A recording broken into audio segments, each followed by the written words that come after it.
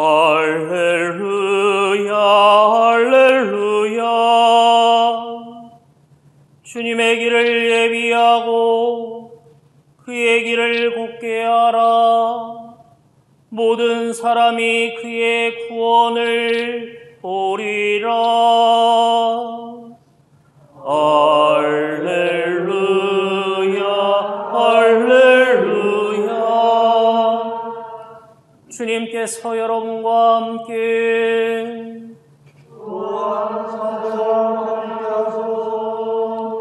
성 마르코가 전한 거룩한 복음입니다.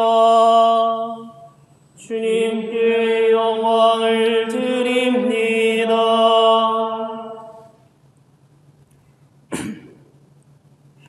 하느님의 아들 예수 그리스도에 관한 복음의 시작.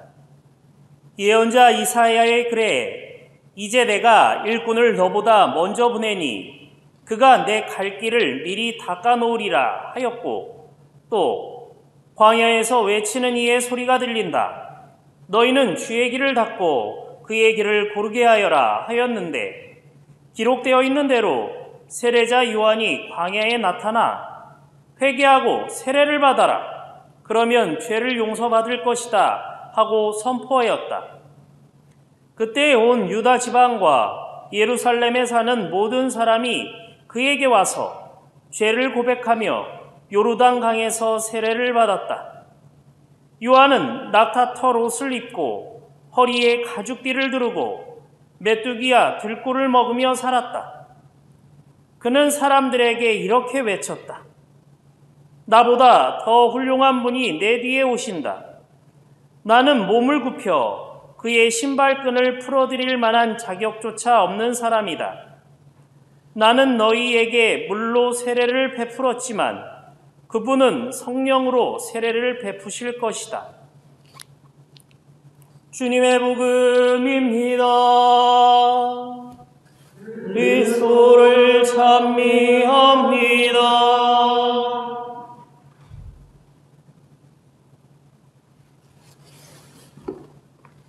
성부와 성자와 성령의 이름으로 말씀드립니다.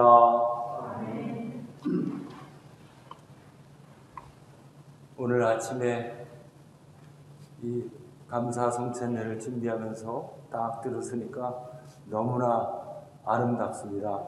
성탄 추리도 이렇게 이쁘게 장식이 되어 있고, 대림초가 이렇게 있고, 또 아름다운 스테인드 글라스하고 이렇게 제대가 너무나 잘 어우러집니다. 이렇게 아름다운 제대 전경을 많은 분들이 좀 보셨으면 좋겠는데, 영상으로라도 이렇게 잘 표현이 되겠죠? 영상으로라도 또 우리 아름다운 제대에 또 감격을 누리시게 되기를 바랍니다. 오늘은 대림 2주일이면서 성 니콜라 축일입니다. 성 니콜라는 4세기경에 터키의 남서부에 있는 미라라고 하는 곳의 주교였습니다. 특별히 우리 대한성공의 수호성인입니다. 이 성 니콜라는 선원들의 수호성인인데, 우리 존 코프 주교가 해군 군종이었잖아요.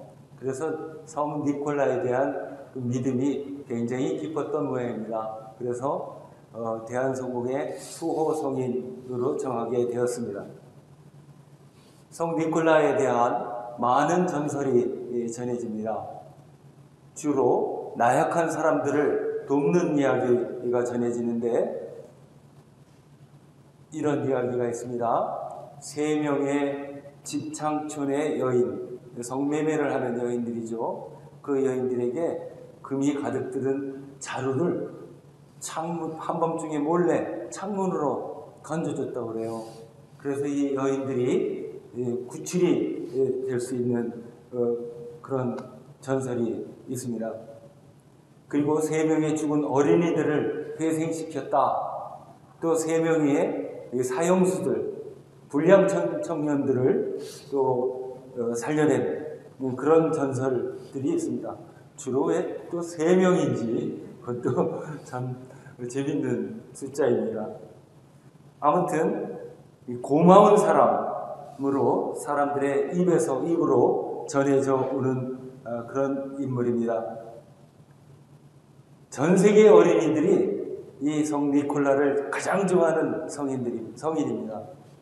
왜냐하면 니콜라는 산타크로스 할아버지거든요.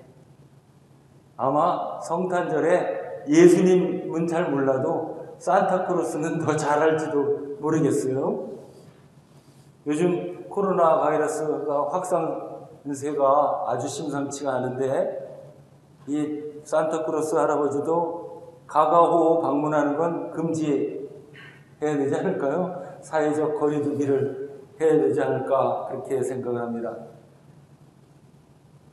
이 대림절기는 우리가 주님 오시는 길을 고르게 하는 시기입니다. 주님께서 오시는 길을 우리가 미리 알 수 있다면 우리는 어떻게 하겠습니까? 과거에 미국 대통령이 방한을 하면 김포공항에서부터 서울로 들어오는 그 긴 길에 시민들로 가득 찼어요. 환영 인파가 몰려들었는데 인파가 몰려들었다기보다는 학생들을 동원한 거죠. 어떨 때는 아주 추운 날인데 그냥 몇 시간을 기다렸다가 휙 지나가는 거 막 태극기 성조기 흔들면서 지나가 버린 그런 때도 있었습니다. 몇 년 전에 로마 교황이 한국을 방문했을 때 교황이 지나가는 길마다 어떻게 한번 손 한번 잡아보려고 하는 그런 사람들이 또 많이 있었죠. 자, 한 사람의 인간인 성직자나 대통령이 지나가는데도 그렇게 환영을 하는데 예수님이 오신다면 어떻게 하겠습니까? 많은 상상을 하게 되는데 엄청난 사람들이 모일 거는 확실한 것 같아요. 예루살렘 사람들이 예수님 예루살렘 입성할 때처럼 그렇게 환호를 하지 않을까 싶은데 그 군중들은 예수를 죽이시오, 십자가에 매달으시오 라고 아우성을 쳤던 그 군중의 배신, 우리가 기억을 합니다만은 그런 군중이 아닐까 싶기도 하고요. 참 여러 가지 생각을 하게 됩니다. 예언자 이사야의 글에서 일꾼을 보내 주님의 길을 닦고 그의 길을 고르게 할 것이다 라고 했습니다. 그 일꾼이 누구입니까? 세례자 요한입니다. 세례자 요한은 예수님보다 먼저 와서 광야에서 외쳤습니다. 아주 독특한 사람이었던 것 같아요. 세상 사람들이 즐겨 먹는 맛있는 음식을 즐기지 않았습니다. 또 여럿이 함께 모여서 아주 떠들썩하게 잔치를 벌이는 그런 것을 즐기기보다는 메뚜기와 들꿀을 먹고 살았다 했습니다. 입는 옷 역시 아주 일반적이지가 않습니다. 낙타 털옷을 입고 허리에 가죽띠를 두르고 살았다고 했습니다. 뭔지 좀 따뜻하고 아주 편안한 마음을 주는 사람은 아닌 것 같습니다. 속세를 떠나서 수도에만 전념하는 그런 풍모를 지니고 있습니다. 가끔 이렇게 수도에만 전념하는 사람을 만나면 괜히 내가 죄를 지은 것 같은 그런 느낌을 갖습니다. 밥을 같이 먹을 때도 편안하지가 않아요. 언젠가 스님하고 밥을 같이 먹는데 양반 아무만 먹고 그냥 밥만 먹어요. 이게 기율이 아주 엄격해서 밥 먹을 때 소리 내면 안 되고 또 떠들어도 안 되고 밥그릇 달걀거리는 소리 내도 안 되고 아주 싹싹 비워 먹죠. 이 처음 보는 사람은 좀 굉장히 화난 사람처럼 그렇게 보일 수도 있을 것 같습니다. 아무튼 세례자 요한은 굉장히 고독하고 강직하고 올곧은 그런 사람으로 보입니다. 세례자 요한이 광야에서 사람들에게 회개하고 세례를 받으라 라고 외치는데 사람들이 그 앞으로 와요. 온 유다 지방과 예루살렘에 사는 모든 사람들이 그에게 세례를 받았다고 합니다. 마테오 복음에서는, 우리가 오늘은 마르코 복음을 읽었습니다마는 마테오 복음에서는 좀 더 자세하게 기록합니다. 그 많은 사람들 중에 바리사이파 사람들과 사두가이파 사람들이 섞여 있었습니다. 세례를 받으러 오는 것을 보고서 호통을 쳤죠. 이 독사의 족속들아, 닥쳐올 그 징벌을 피하라고 누가 일러주더냐? 너희는 회개했다는 증거를 행실로 보여라 라고 호통을 칩니다. 이러니 쉽게 범접하기가 참 어려운 그런 지독한 도덕주의자 또는 수도자의 모습을 상상하게 됩니다. 세례자 요한은 헤로데의 왕을 꾸짖기도 했죠. 그 왕의 부도덕함을 비난하기도 했습니다. 그러니까 잘못 걸리면 아주 대도 못 나게 되는 그런 느낌을 받습니다. 그런데 많은 사람들이 그 앞으로 나가서 세례를 받으려고 합니다. 왜 그랬을까요? 아마도 사람들은 세례자 요한이 온전히 하느님께 바쳐진 사람 또는 하느님의 말씀을 대신 전하는 사람으로 이해했던 것 같습니다. 그가 전하는 말이 그 생각으로만, 인간의 생각으로만 나오는 것이 아니라 하느님의 말씀이다 라고 여겼습니다. 그래서 백성들은 예루살렘 성전이나 유대 지도자들을 찾아가기보다는 요한의 앞으로 갔습니다. 사람들은 이 불편한 예언자에게서 오히려 희망을 발견했습니다. 사람들은 그 사람을, 세례자 요한을 존경하고 존중했다는 것을 알 수가 있습니다. 그런데 이런 세례자 요한이 사람들에게 한마디 더 했습니다. 나보다 더 훌륭한 분이 내 뒤에 오신다. 나는 몸을 굽혀 그의 신발끈을 풀어드릴 만한 자격조차 없는 사람이다 라고 아주 솔직하게 말합니다. 소위 인기가 많은 사람들 어떻습니까? 콧대가 세고 도도하고 교만해지기가 쉽습니다. 자기가 최고라고 하는 그 최면에 휩싸이게 됩니다. 그래서 혹시나 이 인기가 떨어지면 어떻게 되나? 나보다 더 인기 있는 사람이 나타나면 나는 어떻게 되나? 그래서 노심초사하고 스트레스가, 아주 심한 스트레스를 겪게 되죠. 그러나 세례자 요한은 겸손했습니다. 만일 세례자 요한이 교만한 사람이었다면 몸을 굽히기는커녕 고기가 뻣뻣해지고 또 오히려 다른 사람들이 신발끈을 대신 풀어주는 그런 생활에 익숙해졌을 것 같습니다. 그러나 세례자 요한은 그 모든 것이 다 허망한 것이다 라는 것을 알 수 있었고, 또 자기는 감히 비교조차 할 수 없는 분이 뒤에 오신다 라고 하는 것을 알고 있었습니다. 시기하거나 질투하지 않았습니다. 오로지 뒤에 오는 주연을 위해서 기꺼이 조연이라고 하는 자신의 역할을 아주 충실하게 해냅니다. 아름답고 위대한 조연입니다. 주연을 더욱 빛나게 하고 주연이 영광을 받게 하는 그런 조연입니다. 우리 마음속에 주님 오시는 길을 닦기 위해서 우리는 먼저 세례자 요한을 만나야 됩니다. 그 만남이라고 하는 것 자체가 바로 회개입니다. 주님 오시는 길을 고르게 한다고 하는 것은 토목공사가 아닙니다.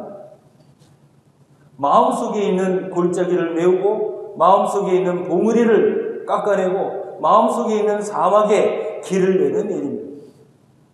그래서 요한은 사람들에게 회개하라고 했습니다. 그 표지로 세례를 받으라고 했습니다. 그렇다면 우리 마음속에는 어떤 것이 있어서 주님 오시는 길을 방해하는 걸까요? 주님이 내게 오시는 길을 방해하는 첫 번째 것은 무지입니다. 무지는 알지 못한다는 뜻이죠. 공부를 잘했느냐 못했느냐, 성적이 좋았느냐 나빴느냐, 이 문제가 아닙니다. 하느님을 아느냐 모르느냐의 문제입니다. 하느님의 존재를 인정하고 하느님의 사랑을 깨닫고 하느님께서 세상을 주관하신다고 하는 것을 아는 겁니다. 이것이 바로 우리 신앙의 출발이고 뿌리입니다. 하느님께서 심판하시고 구원하시는 것을 아는 사람과 또 반대로 하느님의 존재를 부인하거나 모르는 사람, 이 차이는 하늘과 땅의 차이만큼이나 다릅니다. 하느님이 살아계시고 나에게 오신다는 것을 아는 사람은 마음의 문을 활짝 열어서 오시는 주님을 맞이할 겁니다. 그러나 무지한 사람들, 하느님의 존재를 모르는 사람들은 그 문이, 마음의 문이 닫혀 있겠지요. 두 번째로 주님 오시는 길을 험난하게 만드는 것이 있는데 그것은 교만입니다. 교만의 봉우리가 우뚝 높이 솟아올라서 하느님처럼 되려고 합니다. 인간의 한계와 부족함을 부인합니다. 하느님 없이 행복할 수 있다 라고 생각합니다. 하느님, 필요 없어, 불필요해, 이렇게 생각하는 사람들입니다. 전능하신 하느님 앞에서 자기 주장할 사람이죠. 하느님 앞에서 자기 자랑할 사람입니다. 교만한 사람은 다른 사람들을 차별합니다. 자기의 우월성을 막 드러내려고 합니다. 이런 사람들은 스스로 주님 맞이하기 참 어렵습니다. 교만이야말로 주님 오시는 길을 아주 험난하게 합니다. 세 번째로 주님 오시는 길에 놓인 장애물이 있는데 그거는 태만입니다. 태만한 사람 우리 성서에 어디 있죠? 굉장히 많아요.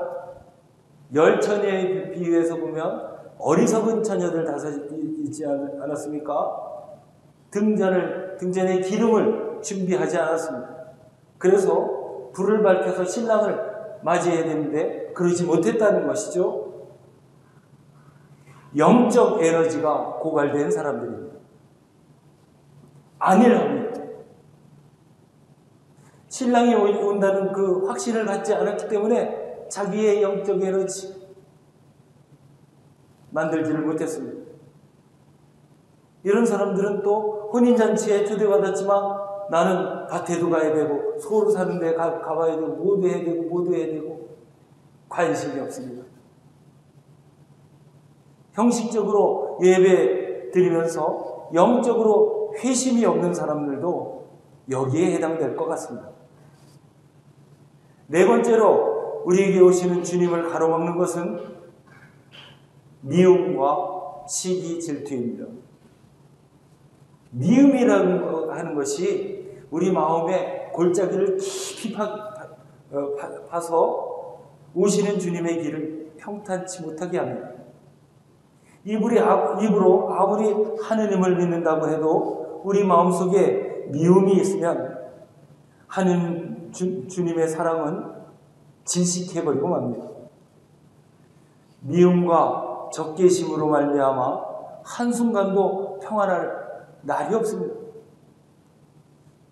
어쩌면 본인의 평안을 위해서 다른 사람들이 희생되어야 할 수도 있습니다. 미운 대상 한 사람이 사라지면 또 다른 미운 사람을 등장시킵니다. 남 잘 되는 꼴을 보지 못하죠. 사촌이 땅을 사면 배가 아프다고 했는데 시기와 질투가 미움을 낳고 미움이 죄를 낳습니다. 주님 오시는 길. 여러분, 회개는 무엇입니까? 회개라고 하는 것은 지난날의 잘못을 반성하는 것이겠죠. 그러나 거기에 머물면 안 됩니다. 왜냐하면 반성한다고 하면서 또 죄짓고 또 반성하고 또 죄짓고 반성하고 이 무한 반복된 거, 이거는 회개가 아니라고 얘기할 수 있겠습니다. 잘못을 반성한다고 한다면 바뀌어야 되는데, 바꿔야 되는데 안 바꿔요. 또 회개했다고 해서 또 성경의 지식을 잘 알고 교리도 잘 알고 또 예배의 진행도 잘 알고, 그는 옷 입는 거죠. 옷 갈아입는 거죠. 부족합니다. 옛사람이 옷 새롭게 입었다고 해서 옛사람이 바뀐 거 아니잖아요. 무늬만 교인일 수가 있습니다.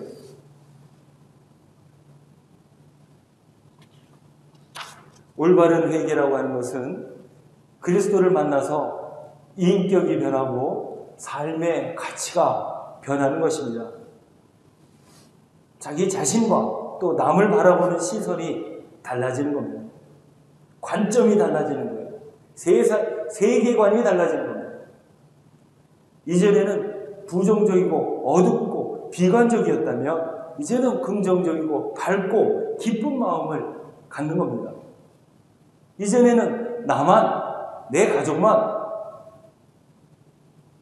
생각하고 또 편하면 된다 이렇게 생각을 했다면 이제는 이웃과 하느님을 바라보면서 사는 겁니다. 여러분, 고속도로를 막 질주할 때는요,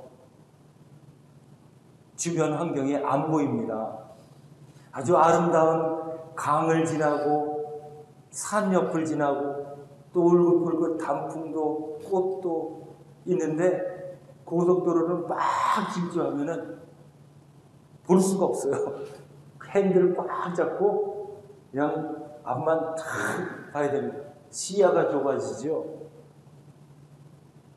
가끔은 멈추고 아니면 속도를 늦추고 주변을 볼 수가 있어야 충만해집니다. 이 대림절에는 우리가 바쁘게 옮기던 그 발걸음을 잠시 멈추고 우리 자신을 성찰하고 반성해야 합니다. 내가 제대로 가고 있나? 어디서 방향을 찾을까? 나는 이웃과 관계를 잘 맺어가면서 살아가고 있는가? 깊은 골은 생기지 않았을까? 우리한테는 아주 고마운 거울 하나가 있습니다. 나 자신을 들여다볼 수 있는 거울이 있어요. 뭐예요? 성서입니다. 성경을 읽으시면서 영혼의 현주소가 어디에 있는지 살펴봐야 합니다. 그리고 세례 때의 언약을 다시 한번 살펴봐야 합니다. 그때의 떨림과 그 감격을 기억하면서 처음 마음가짐 잘 유지해야 됩니다. 그러면 주님께서 참 기뻐하시면서 찾아오실 것 같습니다. 여러분, 벅찬 감격으로 오시는 주님을 맞이하시게 되기를 바랍니다. 성부와 성자와 성령의 이름으로 말씀드렸습니다.